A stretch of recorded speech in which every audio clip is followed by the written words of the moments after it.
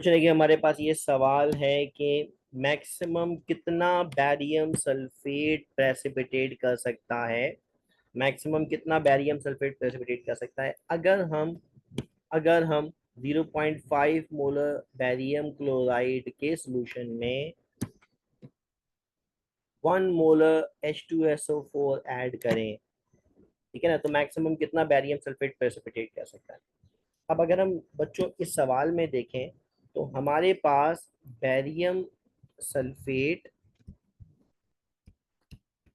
के अंदर हमारे पास बैरियम आयन है एक और सल्फेट आयन है एक। इसका मतलब है कि इनमें 1:1 का रिलेशनशिप है। एक बैरियम आयन के लिए एक सल्फेट आयन की रिक्वायरमेंट है। अब हमारे पास बैरियम क्लोराइड से आने वाला बैरियम आयन कितना है 0.5 मोलर।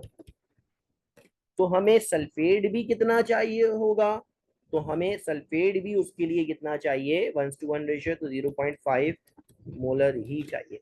लेकिन हमारे पास एक्चुअल में कितना है, तो हमारे पास एक्चुअल में मौजूद है 1 मोलर। ठीक है, इसका मतलब ये हुआ कि हमें सल्फेट चाहिए तो 0.5 मोलर, लेकिन है कितना 1 मोलर। इसका मतलब ये हुआ कि हमारे पास जो H2SO4 है ये एक्सेस अमाउंट में मौजूद है। ठीक है, तो फिर बैरियम क्या हो गया हमारे पास, लिमिटिंग रिएजेंट हो गया, है ना, लिमिटिंग रिएक्टेंट हो गया। अब अगर बैरियम क्लोराइड हमारा लिमिटिंग रिएक्टेंट है तो इसका मतलब यह है कि जितना बैरियम होगा, जितना बैरियम आयन होगा उतना ही बैरियम सल्फेट हमारे पास क्या करेगा, प्रेसिपिटेट करेगा। इसका मतलब ये हुआ कि बैरियम आयन क्योंकि 0.5 मोलर है, 0.5 मोलर है, लिहाजा बैरियम सल्फेट भी कितना मिलेगा, 0.5 मोलर ही मिलेगा।